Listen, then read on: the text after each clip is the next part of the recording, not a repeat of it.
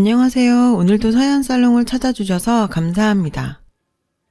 저는 초등학교에서 아이들을 가르치고 있는 30대 중반 여자입니다. 혹시 내 남자의 과거에 대해서 알아보거나 들어보신 적 있나요? 대부분 모르거나 모른 채로 살게 되는 경우가 많을 것 같아요. 저는 결혼식을 한 달 앞두고 예비 신랑의 소름 돋는 실체를 알게 되었어요. 소위 결혼시장에서 금값이라는 초등학교 여교사지만 30이 넘도록 결혼을 못하고 있는 탓에 노처녀 선생님으로 불리고 있었어요. 그렇다고 제가 눈이 높거나 결혼 의지가 없었던 것도 아니라 꾸준히 지인들에게 소개받아 왔지만 예쁘지 않은 외모와 소심한 성격 때문에 퇴짜 맞기 일쑤였죠.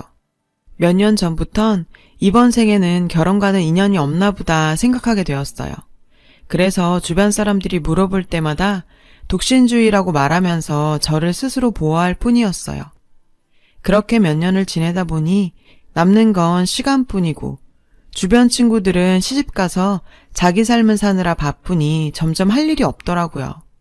주말마다 자전거 라이딩 동호회 나가서 시간을 보내는 게 유일한 낙이었어요. 여느 날처럼 라이딩을 준비하고 있었는데 누군가 저에게 말을 걸었어요. 저기 제가 오늘 처음이라.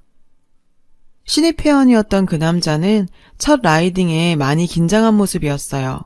그런 모습이 제가 처음 이 동호회에 들어왔을 때의 모습 같아 보였죠. 뭔가 불안불안해 보여서 이것저것 도와주게 되었어요. 그 덕분인지 무사히 첫 라이딩을 마쳤어요.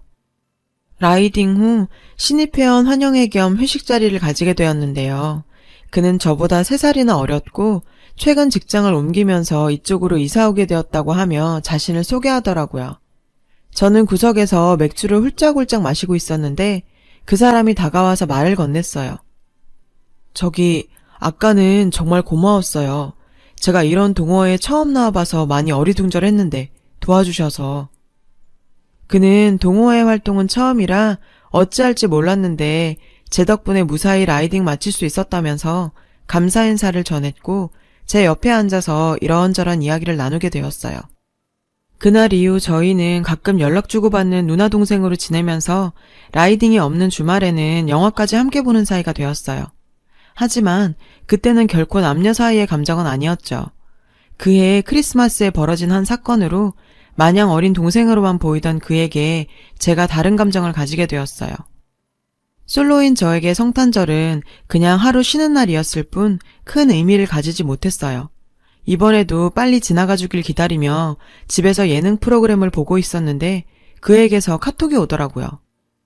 누나, 오늘 뭐해요? 혹시 시간 되면 밥 먹을래요? 그 역시 집에서 빈둥빈둥 하고 있다며 짝없는 사람들끼리 처량하게 있지 말고 밥이나 먹자고 했어요. 저도 오랜만에 크리스마스 기분도 낼 겸 원피스에 힐까지 신고 나갔죠. 그는 남산에 한번 꼭 가보고 싶었다면서 남산에 있는 레스토랑을 예약해두었다고 하더라고요. 그의 차를 타고 도착한 남산에는 이미 수십 쌍의 커플들이 데이트를 즐기고 있었죠. 역시 크리스마스는 커플들의 날이구나 하는 생각을 하고 있었는데 갑자기 그는 잠깐 차에 다녀오겠다며 달려갔고 운동화 한 켤레를 가지고 왔어요. 누나, 미안해요. 내가 남산 온다고 미리 말 안 해서 힐이 많이 불편했죠? 이거 우리 엄마 신발인데 이거라도 좀 신어봐요. 안 그래도 오랜만에 힐을 신다 보니 뒤꿈치도 까지고 발목도 아파서 식은땀이 날 정도였거든요. 그는 그걸 눈치챘는지 운동화를 가져다 줬고 평생 살면서 처음 받아보는 이런 배려에 가슴이 콩닥콩닥 뛰기 시작했어요. 맛있는 식사 후에 우리는 서울 야경을 보기 위해 전망대에 갔어요. 그가 잠깐 커피 사오겠다며 자리 비운 사이 누군가 제 어깨를 툭툭 쳤어요. 돌아본 그곳에는 동료 선생님이 남자친구와 서 있었어요. 선예쌤, 여긴 웬일이세요? 혼자 오셨어요? 여기 제 남친. 평소에도 얄밉기로는 그지없던 동료 선생님은 자신의 남친을 인사시키며 정말 사람 속 끓는 말을 해대는 거 있죠. 쌤, 잘했어요. 남친 없어도 이런 날은 기분 내야죠. 저희랑 커피라도 마실래요? 자기 괜찮지? 아니, 나도 일행이.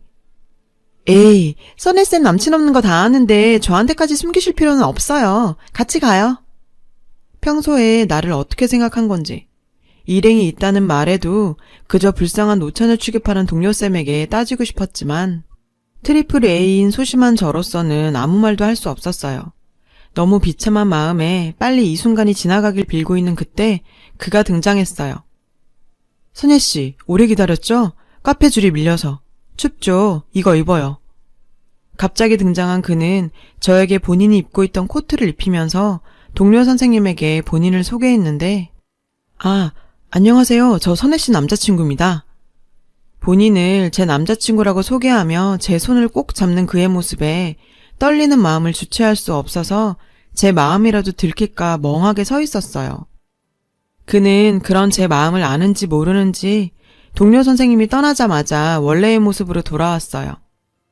누나, 참 저 사람 인성 고약하네. 내가 보고 있다가 도저히 못 참겠어서 나섰어요. 혹시 제가 오지랖 부린 건 아니죠? 왜 이렇게 가슴은 눈치 없이 뛰는 건지 그저 동생이던 그를 쳐다보기만 해도 설레는 통에 더는 있을 수가 없었고 아프다는 핑계로 서둘러 집으로 돌아왔어요. 그리고 이미 동료쌤들과 함께 있는 단톡방은 제 연애 소식으로 난리가 나 있었는데요. 다들 제 연애를 축하해주는 통에 슬슬 뒷일이 걱정되긴 했지만 어차피 곧 겨울방학이니 대충 둘러댔고 시간이 사람들을 진정시켜 줄 거라 생각했어요. 그 얄미운 동료 선생님은 끝까지 저를 곤란하게 만들었어요. 이제 선예쌤까지 남친 생겼으니 이번 신년 모임에 커플로 모이죠. 선예쌤도 괜찮죠? 다음 주에 바로 커플 모임이라니.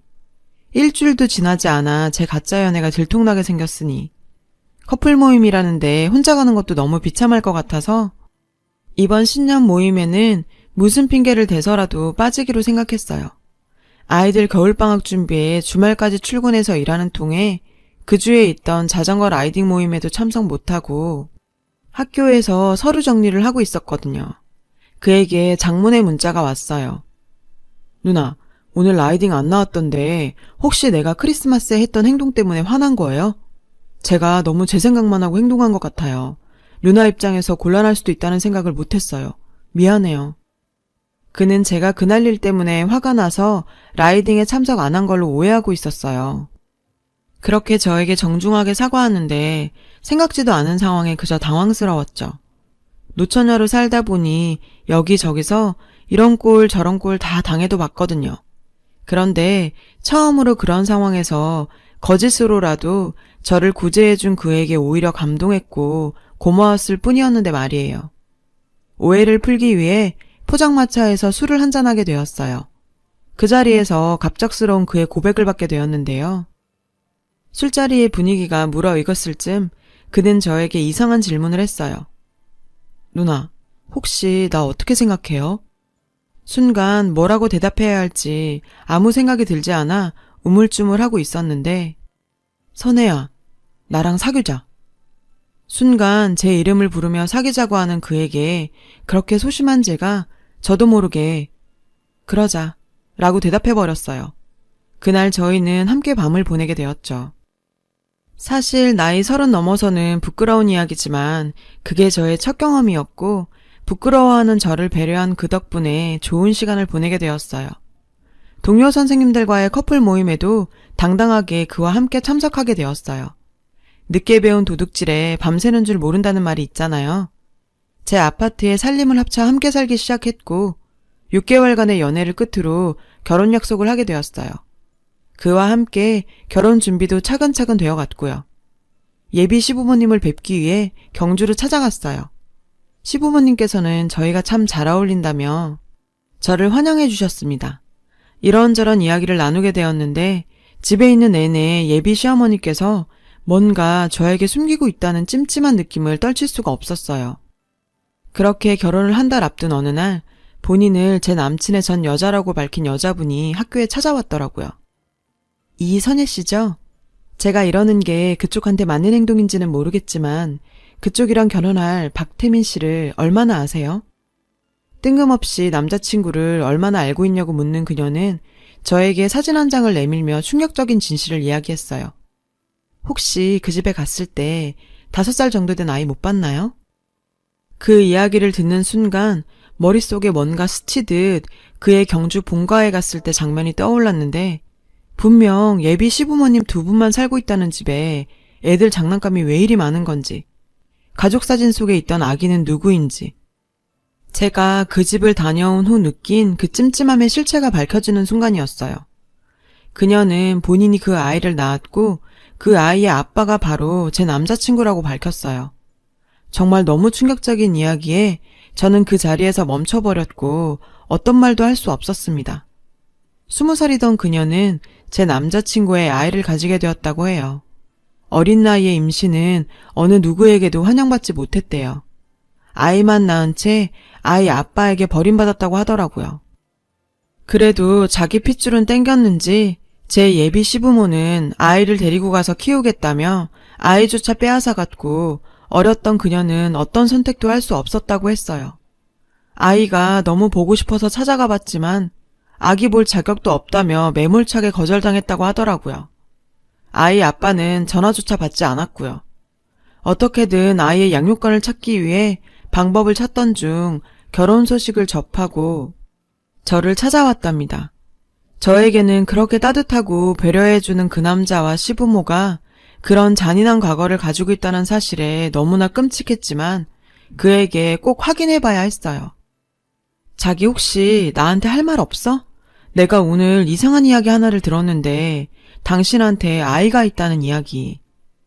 제 이야기를 듣는 순간 남자친구는 손까지 벌벌 떨 정도로 당황했어요. 아니 그게 무슨 말이야 그게. 도대체 어떤 이야기를 들은 거야? 그런 일 절대 없어. 아니라고 말하는 그였지만 그의 당황하는 행동은 제가 물어본 질문에 대한 답으로 이미 충분했죠. 저는 그에게 파혼하자고 했어요. 그러자 그렇게 따뜻하고 배려했던 그는 숨어있던 본색을 드러냈어요. 뭐라고? 파혼? 어디서 개떡 같은 소리를 듣고 와서 파혼? 정신 차려. 우리 결혼 한 달 남았어. 이미 식장도 다 잡았고 청첩장까지 다 돌렸는데 지금 무슨 개소리야. 넌 결혼할 여자한테 그걸 숨기고 결혼하는 게 말이 된다고 생각해? 내가 그걸 알고 너랑 어떻게 결혼을 하니? 진짜 다 늙은 오처녀 구제해 줄랬더니 이것저것 엄청 따지네. 선혜야, 잘 들어. 네 나이 35이야. 이번에 나랑 파혼하면 네 주변에 다 소문나고 너 평생 결혼 못해. 잘 생각해. 알겠어? 사실 맞는 말이죠. 제 나이 35에 지금 결혼을 못하면 앞으로 결혼을 못할 확률이 높겠죠. 그렇다고 저런 남자와 살고 싶지 않았어요. 저는 그를 집에서 내쫓아버렸죠. 그리고 한참을 집에서 울면서 지냈어요. 뒤늦게 찾아온 인연이라고 생각했던 남자가 그렇게도 나쁜 인간이었다는 걸 알게 되니 더는 남자를 만날 자신이 없더라고요. 주위 사람들에게 뿌려놓은 수십 장의 청첩장과 부모님에게는 도대체 어떻게 말해야 할지 머릿속이 터질 것만 같았고 정말 그 인간을 만나기 전으로 시간을 되돌리고만 싶었어요. 그렇게 시리에 빠져 지낸 지 일주일, 누군가 집에 찾아왔어요. 그 인간 엄마였어요. 정말 그 식구들은 꼴도 보기 싫었지만 그냥 돌려보낼 생각에 문을 여는 순간 저를 밀면서 집 안으로 들어왔어요. 다짜고짜 소리쳤는데요. 얘, 너 우리 아들하고 파혼한다고 했다면서? 결혼식 얼마나 남았다고 도대체 무슨 짓이니? 적반하장도 유분수지. 오히려 저에게 화를 냈고 왜 파혼하는지도 모르고 찾아왔나 해서 설명해줬습니다. 저기 댁 아들한테 아이가 있다면서요. 애 있는 걸 숨긴 사람이랑 어떻게 결혼을 하겠어요? 저 바쁘니까 돌아가세요. 그러자 그 여자는 정말 어처구니 없는 말을 내뱉기 시작했어요. 아이 있는 게 무슨 흠이라도 되니? 네 나이에 우리 아들 같은 사람이랑 결혼하려면 그 정도는 감수할 줄 알아야 하는 거 아니니? 네가 무슨 20대 아가씨도 아니고 오히려 배 아프지 않고 고생도 없이 아들 하나 생기면 너한테도 좋은 거 아니니? 남들은 입양도 한다더라. 너는 사랑하는 사람 자식 하나 못 걷어 키우니? 말이야 바른 말이지. 너 같은 걸 누가 데리고 가니? 나이는 많아. 그렇다고 이쁘기라니. 완전 헝거잖아 헝거. 우리 아들이 착해서 너 같은 거랑도 결혼하려고 하는 거지. 너도 후회 말고 여기서 적당히 하면 우리가 한 번은 봐주마. 그냥 저런 인간들이랑 싸우기도 싫고 더 이상 말 섞고 싶지 않아 돌려보내려고 했는데 저를 무슨 헌 짐짝 취급하면서 뻔뻔하게 구는 모습에 더는 참을 수가 없었어요. 헌거요? 제가 무슨 결혼해달라고 매달렸어요? 결혼 못해서 죽은 귀신이라도 붙은 줄 아세요? 저 초등학교 교사예요. 결혼 따위 안 해도 평생 먹고 사는데 아무 문제 없어요. 내가 당신들한테 왜 숙이고 들어가? 내가 바른 말 제대로 해볼까? 당신 아들 뭐 볼 거 있어? 언제 망할지도 모르는 그런 회사 다니지. 전세 구할 돈도 없어서 우리 집에 얹혀 살았지. 결혼 준비할 때 당신 집에 해준 게 뭐 있어? 게다가 5살짜리 애까지 딸렸다니. 내 걱정하지 말고 당신 아들 걱정이나 해. 그리고 당신 아들한테 전해. 어디 가서 자꾸 헛소리하고 다닌 것 같은데 콩밥 먹고 싶지 않으면 그만하는 게 좋을 거라고. 제가 아무 말도 못하고 그냥 납작 엎드릴 거라 예상했던 건지 제 당당한 모습에 당황한 모습의 그 여자를 저도 밀어서 내쫓아버렸어요. 평생 누구한테 소리 한번 못 쳐보던 제가 속에 있던 말들을 다 내뱉고 나니 쌓인 울분이 다 쓸려 내려가는 것 같았어요. 지금까지 왜 이러고 살지 못했나 후회가 들더라니까요. 이 사람들도 저 같은 성격이면 쥐 죽은 듯 숨겨둔 아이 키우면서 그냥저냥 살 거라 생각했나 봐요. 파혼 후 저는 이 상황을 피하지 않고 정면 돌파하기로 했습니다. 부모님, 학교 동료 등등 결혼 사실을 알린 지인들에게 숨기지 않고 사실대로 파혼 소식을 알렸고 많은 분들로부터 위로와 격려를 받았어요. 그리고 제가 저 미친 집안에 시집가는 걸 막아준 그녀에게 뭔가 보답하고 싶어서 그분이 양육권을 찾을 수 있게 법원에서 증언도 하게 되었어요. 저 만나는 동안 한 번도 자기 애 보러 가지도 않았으면서 그놈은 법정에서 그제서야 자기 핏줄이라며 양육권을 주장했어요. 그 모습을 보니 더욱 그녀에게 양육권을 돌려줘야겠다는 생각이 들더라고요. 이런 일들을 겪고 나니까 제 마인드가 많이 변하게 되었어요. 왜 이렇게 결혼이란 걸 반드시 해야 한다고 생각했던 건지, 결혼 안 한 걸 왜 이렇게 부끄럽게 생각하고 산 건지, 느긋하게 생각하려고요. 언젠가 정말 좋은 인연이 나타나겠죠. 훌훌 털어버리고 제 삶을 열심히 살아보려고 합니다. 긴 글 읽어주셔서 감사합니다. 여러분, 사연 댓글에 응원과 현명한 조언 부탁드려요. 좋아요와 구독은 저에게 큰 힘이 됩니다. 오늘도 좋은 일 가득하세요.